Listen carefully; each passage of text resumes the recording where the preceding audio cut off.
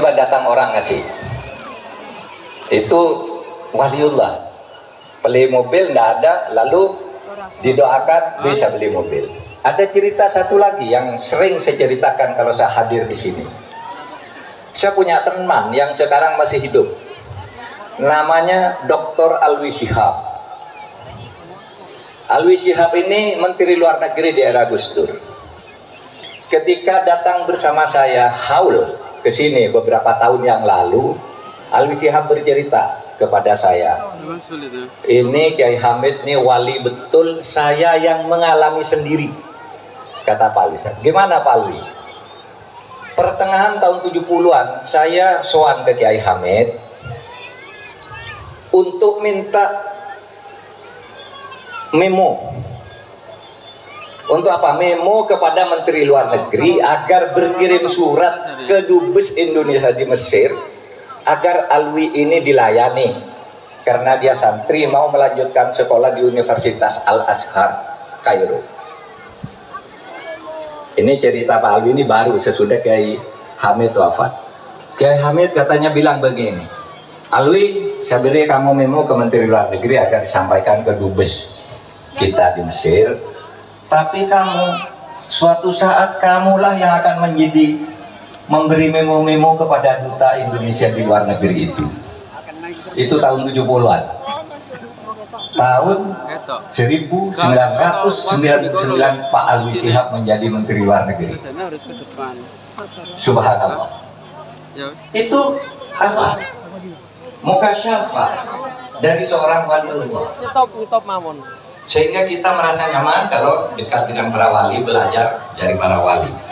Hadirin sekalian, kita mengambil pelajaran dari wali itu selain dari kisah-kisah tadi yang ajaib-ajaib itu, yang hampir tidak masuk akal tetapi terjadi, kun fayakun itu tadi.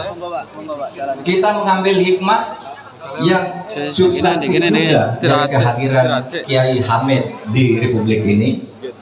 Beliau adalah salah seorang ulama besar, tokoh pesantren yang telah melahirkan ribuan bahkan puluhan ribu santri-santri yang kemudian mengisi dan memajukan Republik Indonesia ini.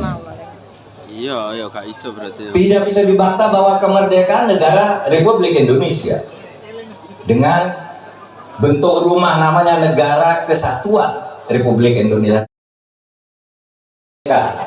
Kalau misalnya tidak menjadi khilafah, Indonesia tidak akan pernah ada.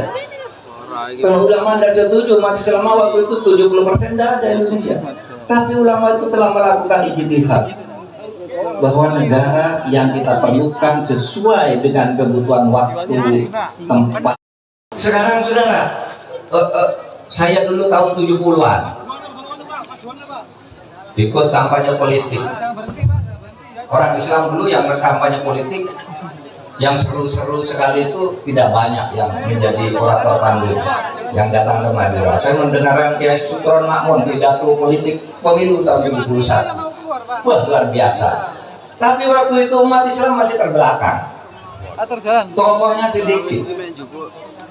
Ya, sekarang perjuangan untuk memajukan Islam itu sedikit demi sedikit maju, sehingga pada tahun 80-an udah polisinya udah pinter ngaji. Di mako-mako polisi itu sekarang jadi tempat pengajian. Saya selalu bercerita sehingga akibatnya apa, umat Islam itu dikucilkan, tidak boleh berperan di dalam kehidupan negara. Sekarang enggak, di dalam kehidupan politik orang rebutan umat Islam.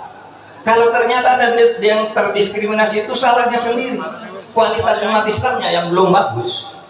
Negara sekarang pemerintah tidak ada Islamofobi, misalnya mendiskreditkan umat Islam. Sekarang minta undang-undang pesantren kita kasih, minta Universitas Islam Negeri kita kasih.